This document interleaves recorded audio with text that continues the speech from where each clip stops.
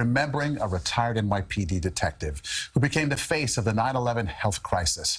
Less than a month ago, Lou Alvarez, his family and friends call him Lou, pleaded with Congress to make the Victim Compensation Fund permanent. And right now, there is a patriotic tribute of supporters honoring his service and his sacrifice.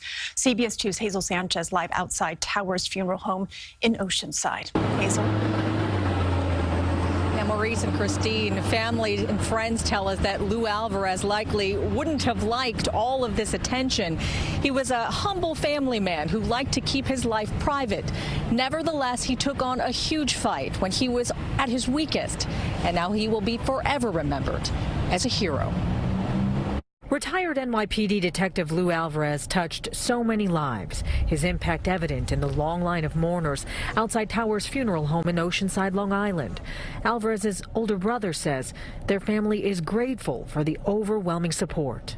We thank you for giving my brother these last few weeks as his life was ending an avenue to get his message out, and his message was one that is really simple. It's like, take care of each other and take care of yourselves. After the 9/11 attacks, Alvarez, a former U.S. Marine and retired NYPD bomb squad detective, spent months helping with the recovery efforts at Ground Zero. In 2016, he was diagnosed with colorectal cancer, becoming one of more than 50,000 people whose illness has been linked to exposure to toxins released after the Twin Towers collapsed.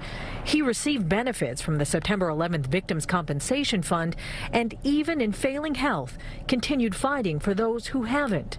His testimony before Congress moved the nation. You all said you would never forget.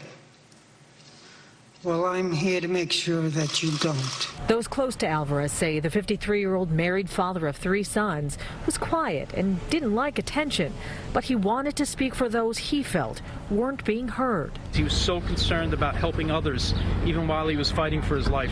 Alvarez spent his final days in hospice care, surrounded by family, and he continued to spread his message, even speaking with CBS 2 anchor Maurice Dubois. I want to consider my legacy that I had a small part with the Feel Good Foundation trying to get this legislation passed as soon as we can to help other first responders. Alvarez's remarkable strength of character will never be forgotten by those who came to pay their respects today, and especially by his children.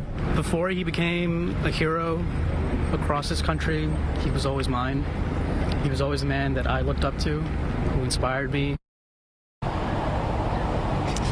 Now, family tell us that Lou Alvarez spent his final moments surrounded by family. They say he watched Yankee games and ate his favorite foods. They say he truly was at peace and was happy.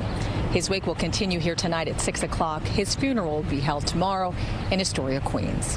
We're live in Oceanside, Long Island. Hazel Sanchez, CBS 2 News.